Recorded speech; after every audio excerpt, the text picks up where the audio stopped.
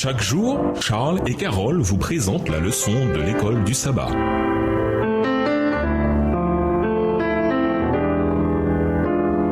Bienvenue à votre émission. Dieu nous parle. Nous voilà la leçon de mercredi, l'ouverture du 5e sceau. Lisons Apocalypse 6, les versets 9 et 10. Que se passe-t-il? Apocalypse 6, les versets 9 et 10. Quand l'agneau ouvrit le 5e sceau, je vis sous l'autel les âmes de ceux qui avaient été égorgés à cause de leur fidélité à la parole de Dieu et du témoignage qu'ils avaient rendu. Ils s'écrièrent d'une voix forte: « Maître saint et véritable, jusqu'à quand tarderas-tu à juger les habitants de la terre et à leur demander compte de notre mort ?» Le terme âme dans la Bible désigne la personne. Genèse 2, verset 7. La mort en martyr des fidèles persécutés de Dieu est ici décrite du point de vue du sang sacrificiel répandu à la base de l'autel des sacrifices du sanctuaire terrestre. Exode 29, verset 12, Lévitique 4, verset 7. Le peuple de Dieu a souffert l'injustice et la mort à cause de sa fidélité à l'évangile. Il crie à Dieu, lui demandant d'intervenir et de leur faire justice. Ces textes évoquent l'injustice qui règne ici sur terre. Ils ne disent rien de l'état des morts. Après tout, ces gens ne semblent pas profiter des joies du paradis.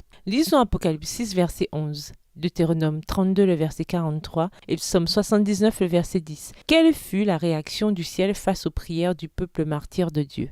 Apocalypse 6, verset 11. Alors chacun d'eux reçut une tunique blanche, et il leur fut dit de patienter encore un peu de temps jusqu'à ce que soit au complet le nombre de leurs compagnons de service et de leurs frères qui allaient être mis à mort comme eux. Deutéronome 32, le verset 43. Nation, réjouissez-vous avec son peuple, adorez-le, vous tous les anges, car Dieu venge la mort de ceux qui sont ses serviteurs et il paie de retour ses ennemis. Il fait l'expiation pour son pays et pour son peuple. Psaume 79, verset 10. Pourquoi les nations diraient-elles: où est leur Dieu? Montre à ces païens sous nos yeux que tu demandes compte du meurtre de tes serviteurs. Les martyrs ont reçu des robes blanches, symbole de la justice de Christ qui entraîne leur justification, son don à ceux qui acceptent son offre de grâce. Apocalypse 3, le verset 5 et Apocalypse 19, le verset 8. Ensuite, on leur dit qu'ils doivent se reposer jusqu'à ce que leurs frères qui doivent passer par une expérience similaire soient au complet. Il est important de noter qu'en grec, le texte d'Apocalypse 6, le verset 11, ne comporte pas le mot nombre. Apocalypse ne parle pas du nombre de saints morts en martyrs qui doivent être atteints avant le retour de Christ, mais de la complétude de leur caractère. Le peuple de Dieu est rendu complet par la robe de la justice de Christ et non par ses propres mérites. Apocalypse 7, les versets 9 et 10. Les martyrs ne seront pas ressuscités et réhabilités avant le retour de Christ et le commencement des 1000 ans. Apocalypse 20, le verset 4. La scène du 5e sceau s'applique historiquement à la période qui a précédé et suivi la Réforme, et au cours de laquelle des millions de personnes moururent en martyrs à cause de leur fidélité. Matthieu 4, verset 21.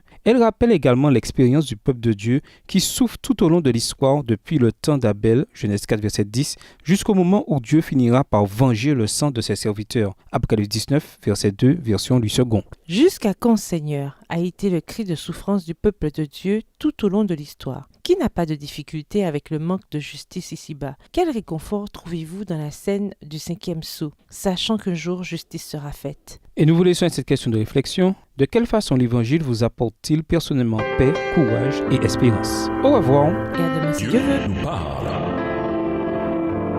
Chaque jour, Charles et Carole vous présentent la leçon de l'école du sabbat.